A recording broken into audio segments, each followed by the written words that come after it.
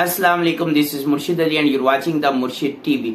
Last video में हमने आपसे कहा था कि हम आपको बताएंगे कि आखिर ड्रॉप शिपिंग के कौन कौन से बेनिफिट्स हैं और ड्रॉप शिपिंग को कौन कौन से चैलेंजेस हैं जिनका सामना करना पड़ता है पाकिस्तान में और उनका हल क्या है, हम आपको बताएंगे इसी वीडियो में। तो वीडियो को आखिर तक देखिएगा और अगर आपने चैनल को सब्सक्राइब नहीं किया तो चैनल को सब्सक्राइब कर दें और बेल आइकन पर क्लिक कर दें ताकि इस किस्म की इंफॉर्मेटिव वीडियोस आपको आगे भी मिलती रहें। और याद रखिए, अगर आपने इससे पहले वाला पार्ट नहीं देखा तो पहले उसे देख लीजिए ताकि आपको पता चल जाए कि ड्रॉप शिपिंग पाकिस्तान में इस बिजनेस को कैसे स्टार्ट किया जा सकता है। तो शुरू करते हैं ड्रॉप शिपिंग बिजनेस के बेनिफिट्स की। सबसे पहला जो इसका बेनिफिट है वो ये है कि आप लो स्टार्टअप कॉस्ट में इसको स्टार्ट कर सकते हैं, यानी कि ड्रॉप शिपिंग बिजनेस के लिए लैपटॉप का होना जरूरी है। बस अगर आपके पास लैपटॉप है तो आसानी आप इस बिजनेस को स्टार्ट कर सकते हैं। नंबर 2, इजी टू स्टार्ट है, क्योंकि इसके अंदर सिर्फ और सिर्फ आपको क्या करना है कि प्रोडक्ट की सोर्सिंग कर रही है और ऑनलाइन स्टोर बनाना है। आपने ये दो काम कर लिए, आप इसको इजी टू स्टार्ट कर लेंगे, बहुत आसानी से शुरू कर लेंगे। बाकी तो मार्केटिंग है, फिर मार्केटिंग जितने अच्छे तरीके से करेंगे उतना ही आप इसका अच्छा फल खा सकेंगे। नंबर 3, इस बिजनेस के अंदर आपको जरूरत नहीं है कि आप अपने शेल्फ के ऊपर प्रोडक्ट्स रखें या अपने वेयर हाउस के अंदर इन्वेंट्री को स्टॉक करें, प्रोडक्ट्स को स्टॉक करें। तो इस वजह से जब आपको स्टॉक ही कुछ नहीं करना तो आपको स्पेस की भी जरूरत नहीं है, आपको सिर्फ ऑनलाइन इसको सेल करना है अपने स्टोर पे लगाकर।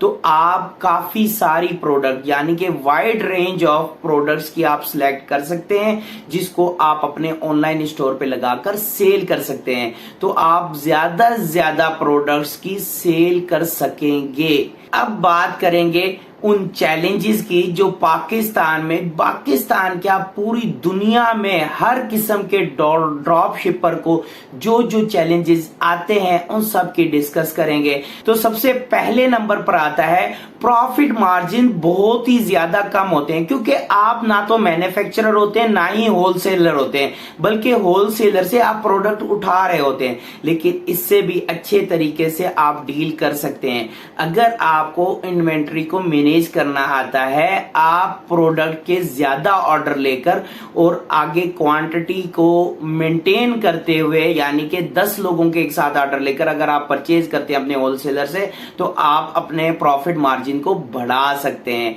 यहां पर आप क्वांटिटी की गेम खेल सकते हैं, इसके अलावा आपके प्रॉफिट मार्जिन कम हुआ करते हैं। नंबर 2, जो सबसे बड़ा मामला है जो आमतौर पे हर ड्रॉप शिपर को फेस करना पड़ता है, जिसके लिए वो बहुत ज्यादा परेशान भी रहता है, वो ये है कि जो शिपर के इश्यूज होते हैं, यानी कि जिससे आप माल उठा रहे हैं, जो आपका सप्लायर है उसके इश्यूज।